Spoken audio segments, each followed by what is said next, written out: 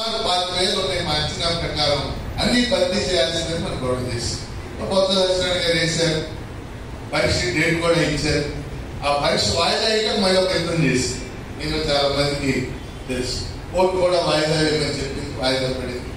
చివరికి ప్రజల తీర్పుతో చంద్రబాబు నాయుడు గారి ప్రభుత్వం అది 16,347 పోస్టులు భర్తీ చేస్తామని సంతకం చేశారు. ఈ సందర్భంగా మనం చంద్రబాబు నాయుడు గారికి, లోకేష్ గారు విద్యామంత్రి వాళ్ళిద్దరు కూడా మన అభినందన తెలియజేయడంలో తప్పేమీ లేదు.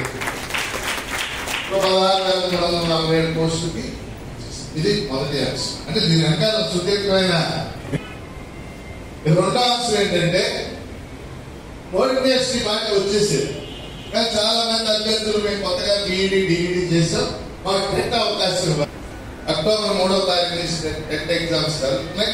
అక్టోబర్ 20 దాకా టెట్ ఎగ్జామ్స్ జరుగుతున్నాయి. టెట్ రిజల్ట్ వచ్చాక బహుశా నవంబర్ 3వ అంటే అర్థం ఏంటి? దీని అర్థం ఇది ఆగస్టు, సెప్టెంబర్, అక్టోబర్, నవంబర్ అంటే డిఎస్సి నోటిఫికేషన్ రావడానికి సుమారు ఎన్ని నెలలు ఉన్నాయి? 3 months. నవంబర్లో కనుక డిఎస్సి నోటిఫికేషన్ వస్తే కాబట్టి అక్కడ ఎన్ని నెలలు గ్యాప్ వస్తుంది? 3 నెలలు. 3 నెలలు 6 నెలలు. మార్చిలో ఎగ్జామ్ జరుగుద్ది. దాని రిజల్ట్ ఏప్రిల్లో వస్తుంది. నెక్స్ట్ జూన్ 12న పాఠశాల తెలిసే నాటికి మీరందరూ ఉపాధ్యాయులుగా ఉండాలని నేను కోరుకుంటున్నాను. అందరూ సెలెక్ట్ కావాలని కోరుకుంటున్నా. ఇది షెడ్యూల్. దీని అర్థం ఏంటంటే సుమారు మీరు డిఎస్సి రాయడానికి ఒక 6 నెలల సమయం వస్తుంది. ఈ సమయాన్ని మీరు సద్వినియోగం చేసి నేను ఒక అబ్బాయి విజయనగరం నుంచి ఫోన్ చేసి ఏంటి ఎంత టైం ఏంటి అంటే ఆయన చదివి 5 ఏళ్ళ నుంచి చదువుతున్నాడు, అలసిపోయాడు చదివి. నేను చెప్పాను ఏమైనా 5 ఏళ్ళ నుంచి చదువుతున్నాను, ఇంకో 6 నెలలు ఓపిక పట్టు, అది జరుగుతుంటారా అన్నాడు. మళ్ళీ ఇంకొక సెలెక్ట్ అయ్యాక వస్తుంది. ప్రస్తుతానికి మీకు కావాల్సిన పనేమి లేదు. సెలెక్ట్ అయ్యాక ఉపాధ్యాయ సంఘాలు మీ అమ్మట వస్తాయి. ఇప్పుడు ఈ 2-3 రోజుల నుంచి అకాడమిక్ పరీక్షలు వేరు, పోటీ పరీక్షలు. అకాడమిక్ పరీక్షలు అంటే ఏంటి? BA, BCom, BSc, MA, MCom, MSc, BTech, MTech, BEd, DEd ఇవన్నీ ఏంటి? అకాడమిక్ పరీక్ష. అంటే అది ద్వారా మనకు డిగ్రీ వస్తుంది. ఒక ఉద్యోగం పొందడానికి అర్హత లభిస్తుంది డిగ్రీ ద్వారా. ఇక బిఏ డిగ్రీ పాస్ అయ్యావు కాబట్టి గ్రూప్ 2 రాసుకోవచ్చు. బీటెక్ పొందావు కాబట్టి నువ్వు సాఫ్ట్వేర్ ఉద్యోగానికి వెళ్ళవచ్చు, ఇంకోటి వెళ్ళవచ్చు. అంటే అకాడమిక్ పరీక్ష ద్వారా మనకు లభించే డిగ్రీ ఒక అర్హత, ఎంప్లాయ్మెంట్ పొందడానికి అర్హతగా పరీక్షలు ఉపయోగం. వాటిని చూసి ఎవరు ఉద్యోగాలు ఇవ్వరు. అర్థమైంది? అకాడమిక్ పరీక్షల్లో ఎన్ని మార్కులు వచ్చినా దట్ మేక్స్ నో డిఫరెన్స్. అర్థమైంది? ఇప్పుడు ఉదాహరణకి ఆవిడ బిఎస్సి పరీక్ష రాసింది. బిఎస్సి ఫస్ట్ క్లాస్ రిజల్ట్స్ వచ్చినాయి. ఫస్ట్ క్లాస్ చాలా 59% వచ్చింది, 59% వచ్చింది. కానీ ఆవిడ ఫస్ట్ క్లాస్. ఏం జరుగుతుంది?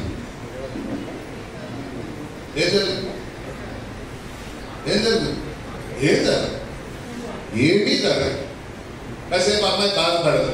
ఏమని ఆ 1% కూడా వస్తే ఫస్ట్ క్లాస్ వచ్చేది, మా అమ్మ నాన్న సంతోషించేవాడు, నేను సంతోషించేవాడు అని. అంటే ప్రపంచం గురించి ఏం లేదు అందులో. అదే అసలుగా అకాడమిక్ పరీక్షల్లో పెద్ద నేర్చుకునేది ఏముందా? అసలు ఆ పరీక్ష పాస్ కావడం పెద్ద విషయం ఏమో. ఆయన తప్పు చేస్తున్నారు అనుకోకండి. మనం ఏం చదువుకున్నాం? మీరు ఇక్కడ సీనియర్ నాయకులు వెల్లూరు సుబ్బారావు గారు, అహ్మద్ హుస్సేన్ గారు చేతుల మీదుగా ఆవిష్కరణ చేయించమని మన గౌరవ ఎమ్మెల్సీ గారు తెలియజేస్తున్నారు. అది వారి కోరిక మేరకు వారు ఆవిష్కరణ చేయడం జరిగింది.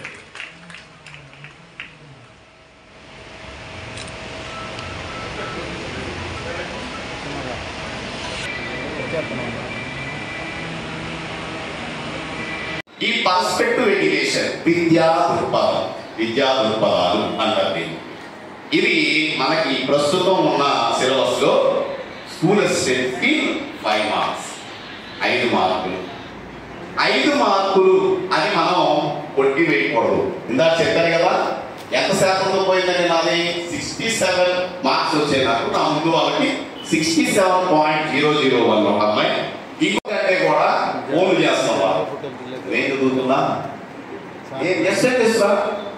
నువ్వు హైటెక్ నువ్వు సక్సెస్ అంటాడు. అన్ని పుస్తకాలు ఉంటాయి, 1000 రూపాయలు ఇవి 1000 అవి చూసుకుంటారు. పుస్తకం ఒక్కటి కూడా చదవండి.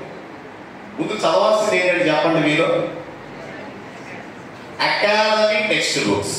ఈ పర్స్పెక్టివ్ ఎడ్యుకేషన్ లో సైకాలజీలో చాలా మంది చేసే పని ఇప్పుడు మనకి మన అందరి చేతిలో అత్యంత ప్రమాదకరమైన వస్తువు ఉంది. చెప్పండి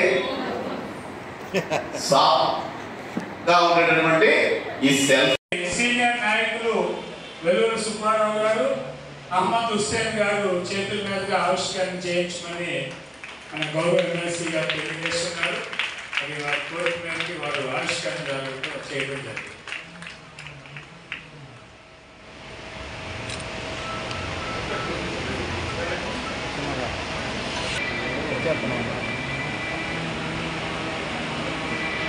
ఉంటుంది శ్రీనివాస్ వీడియో ఏమంటుంది సార్ గారి చేతుల మీద మీరు కూడా తల ఒకటి ఇస్తే రానమ్మా తీసుకుని వచ్చేసి అది తీసుకుని వచ్చేసి మరి పుస్తకం టెట్కి డిఎస్సికి రెండింటికి కూడా పనికొస్తుంది. వాటిని సద్వినియోగం చేసుకోండి. ఇంకొక స్మాల్ రిక్వెస్ట్ సార్ ఎమ్మెల్సీ గారికి, మరి ఈరోజు అనేక వాతావరణ పరిస్థితుల వల్ల ఎక్కువ మంది హాజరు కాలేకపోవడం జరిగింది. డిఎస్సి నోటిఫికేషన్ వచ్చిన తర్వాత మరొక కార్యక్రమాన్ని మనం తెనాల్లో ఏర్పాటు చేద్దాం సార్. మరి మీరు ఆ టైంలో కూడా రావాల్సి ఉంటుంది. మరి ఎందుకంటే సార్ డిఎస్సి నోటిఫికేషన్ వచ్చిందంటే మనకు అందుబాటులో ఉండరు.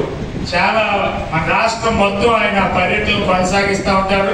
సందీప్ గారు, శ్రీనివాస్ గారు మీరు కూడా మరి దాన్ని సద్వినియోగం చేసుకోండి.